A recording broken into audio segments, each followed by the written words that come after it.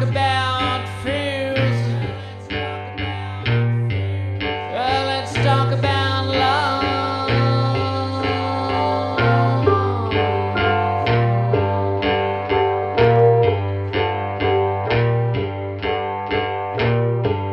Yeah, I got fears, but I ain't got no love.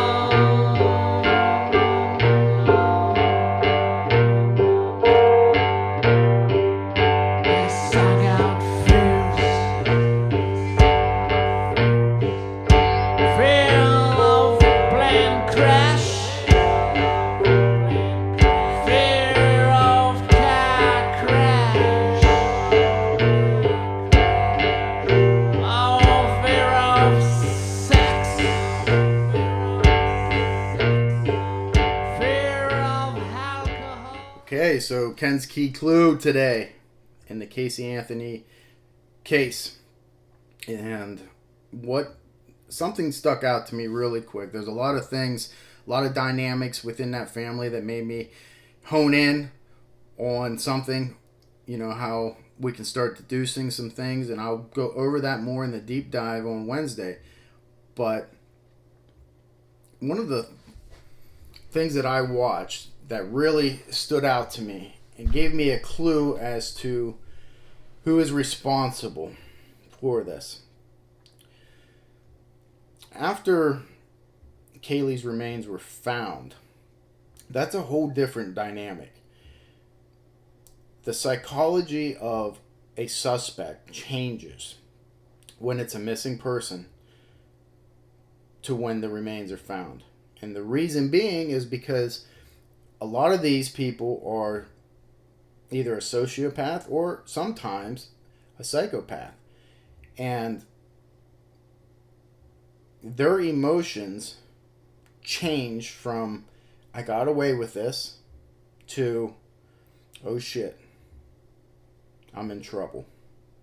Okay, so there was a phone call placed very early on after Casey was arrested, and she was talking to her mom and dad. Something was said in there that really stood out to me. This was before, obviously, Caylee was found. Her demeanor, first off, was all about her. That struck me as odd. If somebody has a missing person, a missing child especially, it's all about finding that child.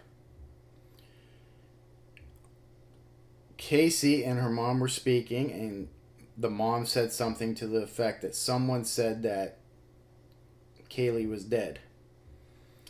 And Casey's response was, surprise, surprise. I don't like that. Okay? But everybody's reactions to different events is different. You don't know how you're going to react. You can say that you're going to react one way. You don't know. You can't base guilt off of that. You can say, I don't like that. As a human being, I don't like that. But as evidence to guilt, no. However, in the totality of everything, when we get done with everything, when you look into it, then maybe you can add that snippet to that. So, that wasn't the Ken's key clue. That's not what I see, but it was during that conversation, the same conversation, the mom, Cindy, who, something about her that doesn't sit right with me. May or may not have anything to do, and more than likely, nothing to do with this death. But the dynamics of her, without a doubt, played into the psychology of Casey. And I'll get into more of that Wednesday. That dynamic plays a lot into this. Now, there's allegations of sexual abuse, all these things and I'm going to get into all that. But right now, what did I see to make me focus in a certain way? What piece of evidence? What statement? What did I see? Well, in that conversation that Casey had from the jail after she was arrested with her mom and dad, Mom kept asking, or asked a couple times, and on at least one occasion when she said, "Do you think Caylee's okay? Do you know where she's at? What do you think?" And one of Casey's responses, and she said, "She's not far. She's not far."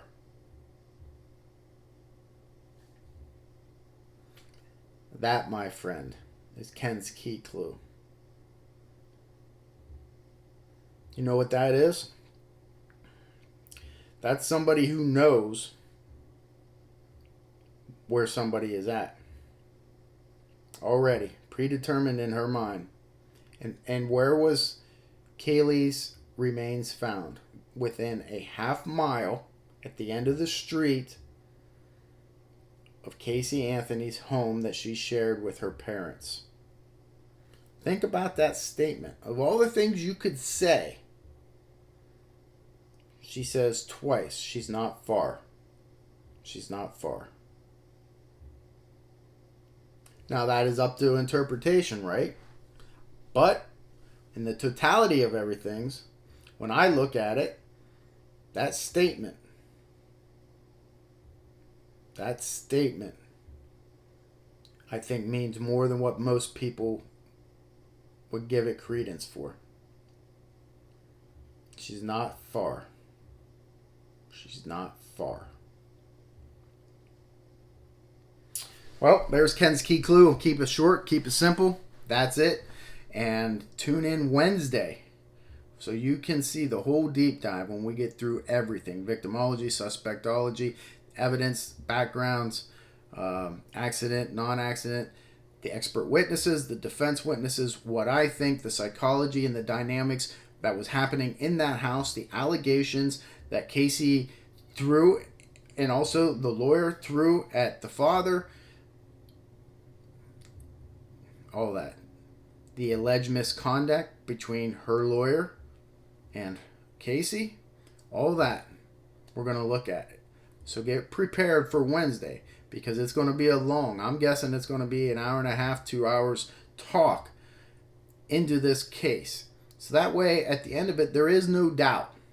Okay? We'll know for sure what happened, why it happened, the psychology and the motivations behind it, and we can all take a deep breath and move forward. Okay? So that's it for Ken's Key Clue. I'll see you Wednesday on the deep dive. Main's out. All fear of